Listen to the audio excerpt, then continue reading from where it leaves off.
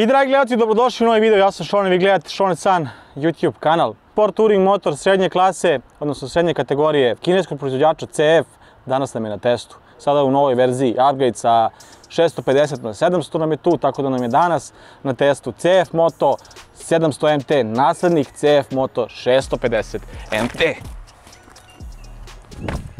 Kao što sam ja skočio ovako brzo, tako je nešto što je opis Sport Touring modela. Brz, agilan, dobar za ture, dobar za po gradu. U principu nešto što će vam pružiti sportske performanse, ujedno i putne i možda u nekim varijantama ako stavimo off-road gume mogu da budu i van puta, ali za sada samo tako. Znači nešto udobnije sportske varijante.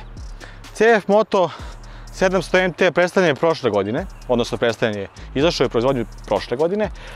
Ovaj agregat ovde radi se o rednom dvocilindrašu koji sada, za razliku od 650 MT modela, ima gotovo 50 kubnih centimetara veće zapremine, te nam je radna zapremina ovog agregata 693 kubna centimetra, za razliku od onih 649. Samim tim dobili smo na nekolicini konjskih snaga, tako da sa 56 konjskih snaga koliko je imao 650 MT, sada imamo 65 na novom 700 MT modelu koji dostižu svojim maksimalno nekih 8500 obrtaja. A što se tiče dela obrtnog momenta, sa 54 Nm koliko je bilo na 650 MT modelu, ovdje nam je sada 60 Nm obrtnog momenta koji se razvijaju, odnosno koji dostižu svoj maksimalno na 6500 obrtaja.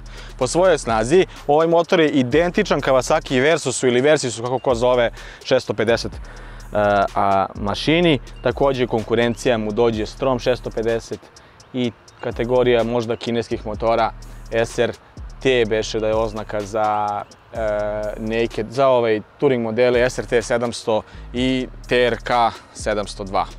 Što se tiče šasije i izgleda ovog motocikla, sada imamo malo drugačiji novi dizajn motora, a samo po sebi šasija je ostala ista kao sa 650 MT, u pitanju nam je cevasti čelični ram koji je prekriven ispod plastika, pa možda i odaje utisak da je aluminijumski. Znači, bukvalno isti ram kao na 650 MT, dok su plastike malo drugačije, bočne plastike i ovi ovde deflektori vazduha su nam sada zatanjeni za razliku od onog modela 650 MT i handguardovi sada dolaze standardno uz ovaj motocikl ovde. Što se tiče vešanja, to je kajaba napred, kajabina 40 mm upside down viljuška sa fiksnom kompresijom i preloadom, ali podesivim reboundom. Dok nam je iza jedan bočno pozicionirani monošok amortizer sa podesivim preloadom i reboundom. Motor je sa svim tečnostima težak 218 kg i gotovo identično težak kao i njegov prethodnik 650 MT. Znači, bukvalno ista masa, isto sve što se tiče tih nekih delova šasije, osim naravno snage i zapremine agregata. 20 kg jedino lakši, ne CF Moto, bože, 20 kg jedino lakši Tracer 7 u ovoj kategoriji, a dok su Versus i Strom tu negde po -1 ili par kilograma lakši od ovog motocikla, tako da nije neka velika razlika, dok su njegova kineska braća TRK 702 i SRT 700 nešto teži od njega u ovom slučaju. Visina sedenja na ovom motociklu iznosi 82 cm, pogodan je za vozače nižeg, srednjeg i višeg rasta. Možete doplatiti sedište koje ima visinu 84 cm, ukoliko to želite, možda vam je prenisko sve ovo. A zapremina rezervoara ovog motocikla iznosi 18 litara. Sada za potrošnju vidjet ćemo tek nakon testa koliko će ona iznositi. Nadam se da to neće biti puno, jer varijante sa starim agregatom 649 kubnih centimetara su trošile malo više kada pogledamo ostatak u svojoj kategoriji. Kada smo kod kočenja, kao jedan od najbitnijih faktora na motoru, napred su nam ostale gotovo identične Jean Jouan ili Yan Yu, ali kako god ko kaže, dvoklipne čeljusti koje su aksijalno montirane i zaustavljaju dva diska napred prečnika 300 mm. Naravno, potkrepljene su i ABS-om.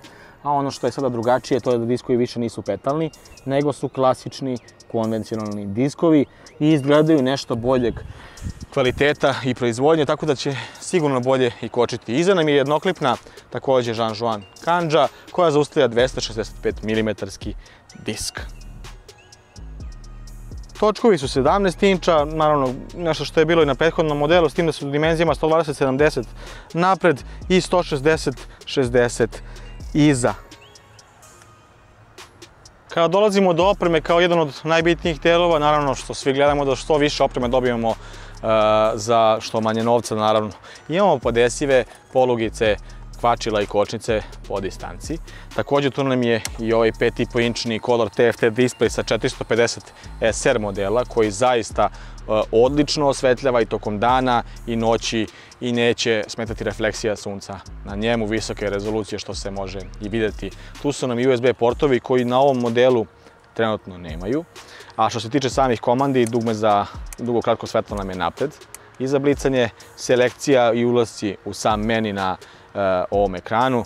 Ovdje su nam prekidač za pokazivače pravca i sirena i sa desne strane dugme za startovanje i gašenje motora sa dugmetom ispod za sva 4, da kažemo, upozorenje ili ti sva 4 pokazivača pravca. LED svetlosna grupa je nešto što karakteriše ovaj motocikl sa jednom lepom LED pozicijom i sočivom na sredini.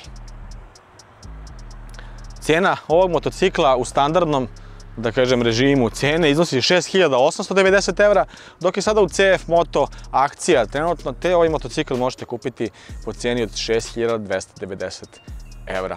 Da li vredi, koliko vredi, sve to vidjet ćemo posle u recenziji. Mi idemo sada da ga provozamo, to jest ja idem sada da ga provozam i da dam neko svoje mišljenje i neki svoj finalni utisak. I ono što mogu reći da sam zaboravio je da je vizir podesiv po visini sa 2 točkića sa strane koje možete da odvrnete i da doprinesete na boljoj, iole boljoj zaštiti od samog vetra.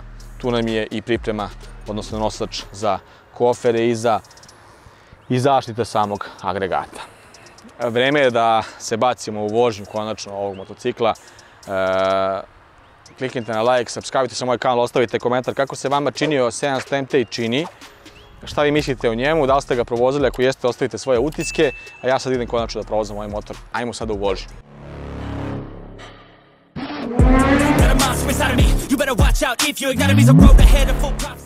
Idemo standardno izgled, pozicija, u suštini kao da je urađen restyling 650 MT modela.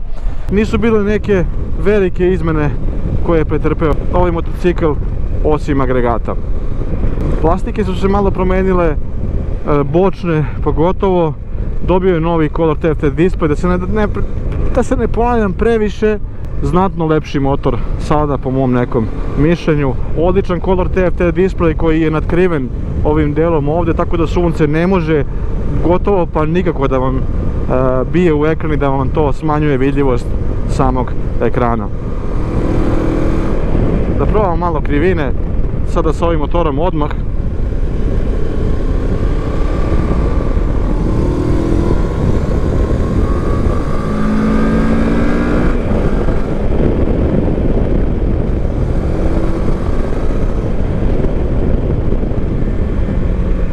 Motor ima samoproklizavajuće kvačilo, stavka koju su nedavno u CF-u uveli na svojim motociklima, gotovo posljednje 2 generacije, na primjer od 450 SR-a pa nadalje.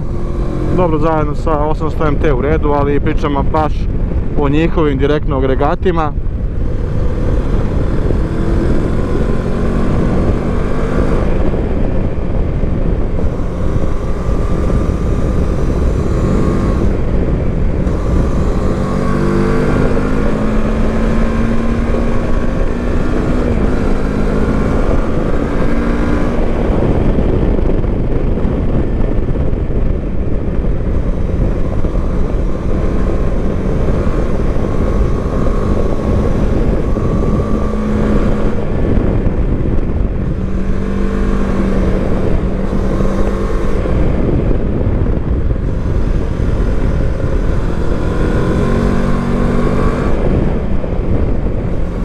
Koncentrirajte se malo više na vožnju i kako se jako lepo vozi i veoma je upravljiv ovaj motocikl.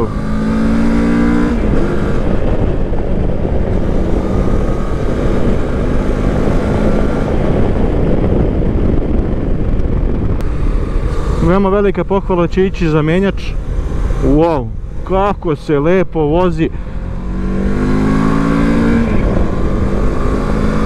Menjač je veoma mekan, precizan, imate taj osjećaj da je kvalitetno izrađen.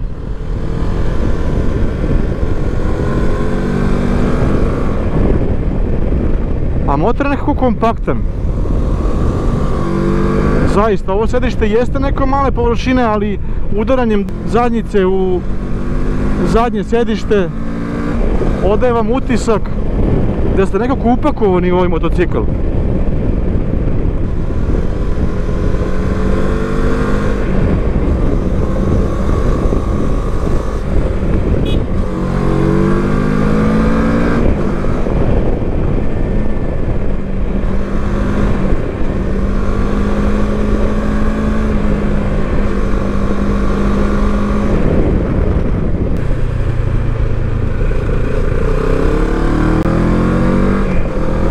Ono što sam primetio je da se na određenim stepenima prenosa pri laganom davanju gasa pojavljuje kao neka mala rupa u gasu između 3500 i 4000 obrtaja sa formom trzaja, kao da preskoči taj deo bukvalno u ubrizgavanju. Mada mislim, obzirom na to da su imali slučaj već sa jednim modelom lošeg mapiranja, da će to sa jednim updateom i druže, kao igračka, da će to da sa jednim updateom rešiti i napraviti da bude ispeglano. Kada pričamo o udobnosti ovog motora, sjedište je na prvu zaista tvrdo, fino tvrdo, i odaje vam utisak da neće biti udoban na duže staze. Ono što jeste činjenica je da je onako ne baš nešto mnogo udoban motor.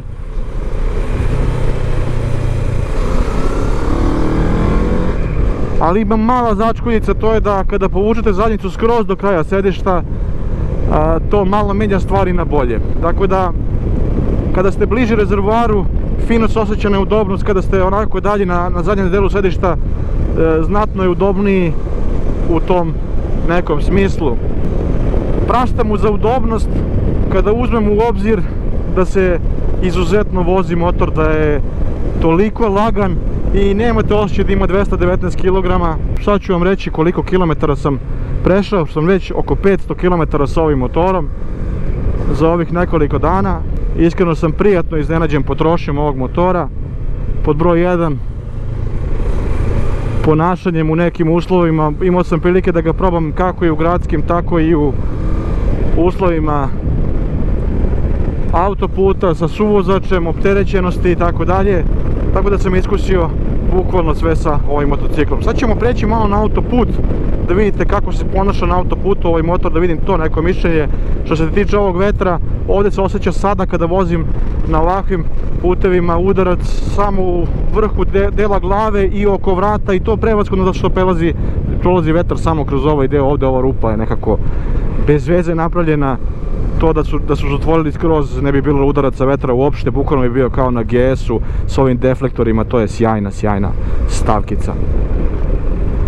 Da uđemo na autoput, da vidimo sada kako se ponaša pri većim brzinama ovaj motor.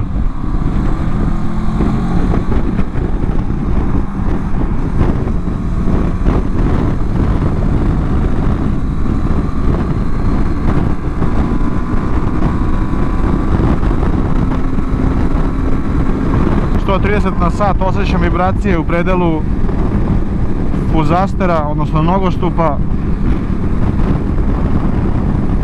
malo i na guvernalu, i prednji kraj kao da podrhtava. Vidimo na većim brzinama, da, na većim brzinama se to povećava, ali se fino osjećaju vibracije na fuzasterima.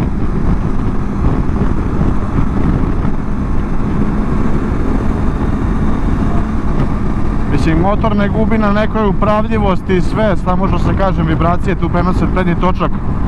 Što se tiče vetra, ovi deflektori vazduha mnogo znače. Vetar udara u gornjem delu glave i predalu vrata. Možda da je još malo pod drugačijim uglom vizir bi bilo možda bolje. Eventualno da nije ovdje ovoliko odvojen, jer ovdje se osjeća proboj, prodor vetra, baš se fino osjeća. Sve ovo ovdje, ovo gore udara, ali ovo itekako znači. Znači samo da je spojen nekako, to je možda mana. Vizir u određenim momentima prelaska preko nekih rupa također pravi zvukove, krckanje, neko se čuje. Možda što je zvučan na maksimalu, možda tako nije kada je u nekom normalnijem položaju. Veoma je precizno vešanje za vožnju krivina i svega. Jako lepo sa ovim fabričkim setovanjem, znači bez nekih podešavanja dodatnih, iako ima jedno podešavanje napred i dva podešavanja iza, nema potrebe bukvalno da ga podešavate da bi to funkcionisalo besprekorno. Pričamo o mojoj težini od 84-5 kg koliko ja imam.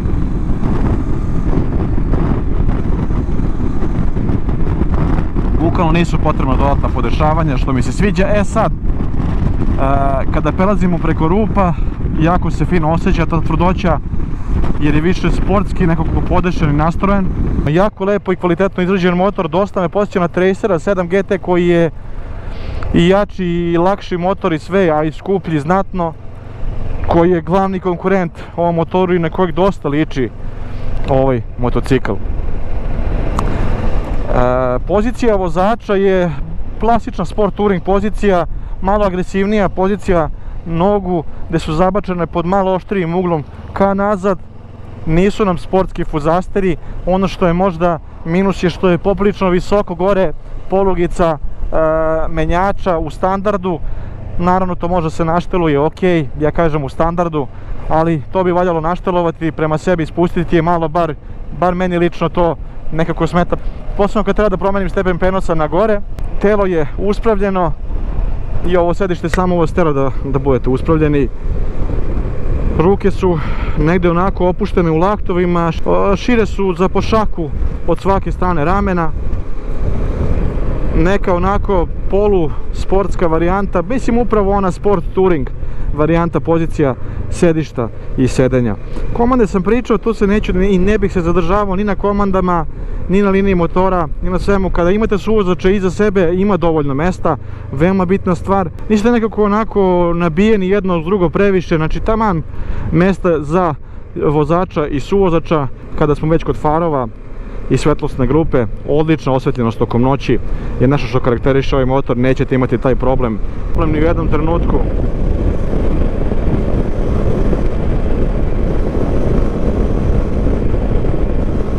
Najviše mi se sviđa stabilnost kako i zadnjeg, tako i prednjeg kraja pri nekim bržim vožnjama. Gledajte ovog čoveka i da mu neko nađe sad iz krivine brzo ovdje, ogibija.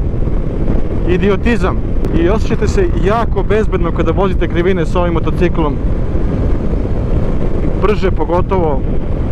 Prosto, gdje vi hoćete tu motocikl ide. Da li je guvernal na dobroj poziciji? Po mom mišljenju jeste.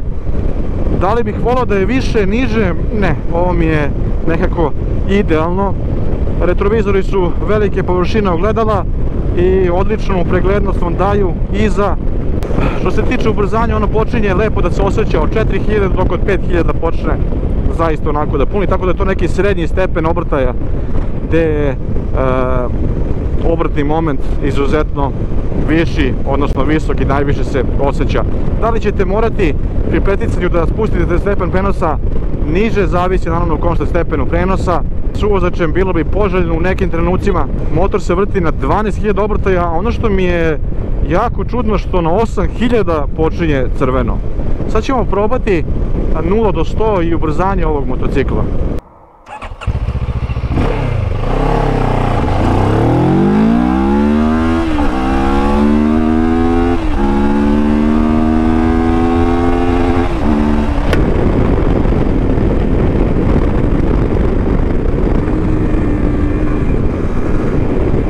Vidimo kočenje.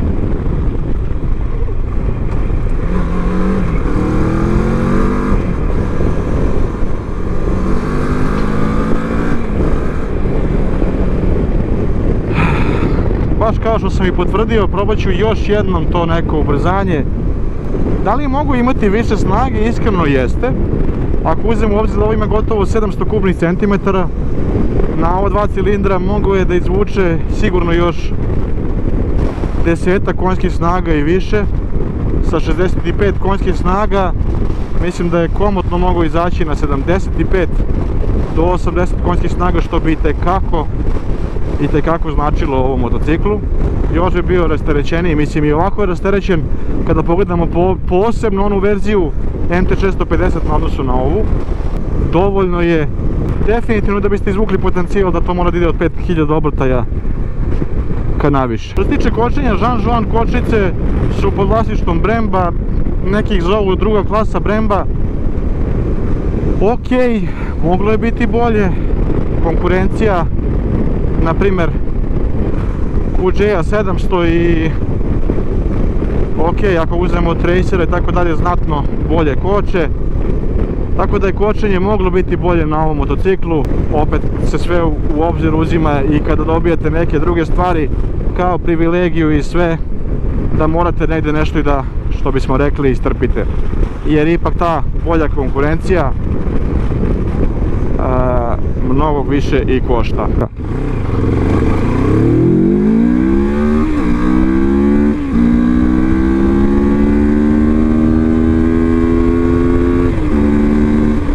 Ajmo kočenje, 3, 4, sad! Ovaj motor je trošio od 4 litre do 5,2 litra. 5,2 litra bila je kombinacija agresivnije, sportske, gradske, autoput vožnje, dok je štedljiva vožnja bila 4 litre. Ekonomičan plus. Zvuk ovog motora nećete gotovo ni osjetiti zbog Euro 5 normi.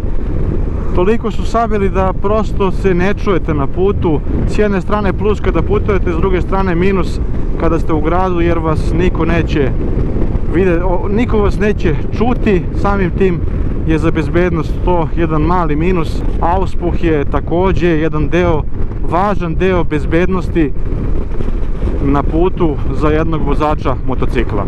Hajde da sumiramo utiske što se tiče ovog motocikla. Povoznost, lakoća vožnje, veoma okretljiv upravljač sa velikim uglom okretanja, nešto što će biti odličan plus i odlična stvar za nekog ko je počeo skoro da vozi, ulazi u taj neki svet mogućnost. A2 verzija ovog motocikla je također još jedan veliki plus. Vešanje odlično, stabilno, precizno, za sportsku vožnju zaista idealno, može da se podešava tako da možete i za neke druge stvari da ga podesite kad ste sa suvozačem i kad ste sami, i za sportsku i za neku vožnju tipa lagodniju kada ste natovareni. Tako da za vešanje sigurno i svakako i za povoznost moram dati ocenu 5 od 5, s tim da moram zameriti na udobnosti motocikla, jer to zadnje vešanje koje je poprilično tvrdo u standardnom, pričam, podešavanju, će itekako uticati na neudobnost ovog motocikla. Neudobnost je nešto što je meni minus za ovaj motocikl kada pričam o tome. Udarci vetra zbog ovog prolaza između vizira i dela motocikla su nešto što je možda minus na uticaj komfornosti vožnje. Deflektori su veliki plus i to svakako bi bilo još bolje kada bi bili spojeni zajedno sa vizirom. Snaga je mogla biti malo veća, obzirom na kubikažu i na to da se osjeti kada stavite dodatno opterećenje, odnosno suvozača i još neki prtljak, tako da nekada morate jedan stepen prenosa niže kada petičete ili kada idete uzbrdo također, ili da ga držite na izuzetno visokim obrtajima kako bi to imalo smisla. Samim tim uticaj na potrošnju je također tu veći. Tako da za snagu moram dati ocenu 3,5 od 5. Ima mnogo snažnijih motocikala u ovoj klasi. 65 konjskih snaga je svakako veće nego 56 koliko imao njegov prethodnik, ali opet smatram da je trebalo da bude još više kako bi bio bliži konkurenciji koju želi da kažem, osvoji, odnosno Traceru 7 i ostalim motociklima koje sam već naveo. Obratni moment se osjeća od 5000 obrtaja naviše i najviše ujedno. Tako da, kao što sam malo pre pomenuo, tu ok je sve i zaista dobro ubrzava motor, ali napomenuo sam malo pre za snagu i to sve, tako da za obratni moment mogu dati ocenu 4 od 5. Kočenje na ovom motoru nisam oduševljen. Iskreno mislim da je trebalo biti bolje, pogotovo što su sada diskovi oni konvencionalni, nisu oni petalni. Priča se da bolje koči 650 MT, a nažalost nisam probao 650 MT. U svakom smislu ocena za kočenje će biti 3 od 5 jer trebalo je biti bolje kada ste sa suvozačem. Ako koči onako kada sam sam sa suvozačem je to još onako jedan minus. Tako da udobnost, kočenje i tako dalje nisu nešto baš sjajni. Što se tiče potrošnje ovog motocikla, ona ide od 4 litre pa do 5,5. 5.2 tačnije, tako da je potrošnja nešto što i tekako ulazi dobro u ekonomiju, pogotovo ako sad uzmemo u obzir da može da se kupi za 6.290 evra, što nije neka velika cena. Veoma je lagan motocikl, dobro izbalansiran, tako da se težina uopšte ne osjeća pri vožnji, što je isto jedan veliki plus za ovaj agregat sa odličnim menjačem, ukomponovano u sve to, gume koje su jako dobro držale na putu, uopšte se nisam osjećao nebezbedno i opet kažem, prilikom vožnje ovog motocikla ja sam se osjećao veoma bezbedno, bez obzira na sve neke druge stvari. Oprema koju pruža je dobra, solidna, pružit će vam sve ono neophodno, konekcija navigacija, konekcija s telefonom i ostale stvari su jedan veliki plus, far koji odlično osvetljava, što je veoma bitna stavka.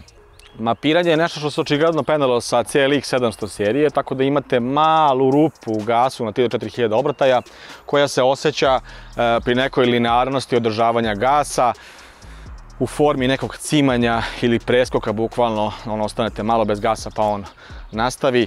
To je možda jedan minus, ali mislim da se mi mapiranjem, kao što je to bio slučaj sa modelom 800 MT, beše da su imali tu taj update mape, se također rešava i na ovom motociklu. To bi bilo to uopšteno za ovaj motor i ono što sam davao svoje neko mišljenje. Što se tiče kvarova, još nema zabeleženih nekih kvarova. Vidjet ćemo vremenom kako će se to pokazati. Ako vam se ova recenzija svidjela, kliknite na like, subscribe se na moj kanal, ostavite komentar za ovaj motocikl, a mi se vidimo u nekoj od sljedećih recenzija.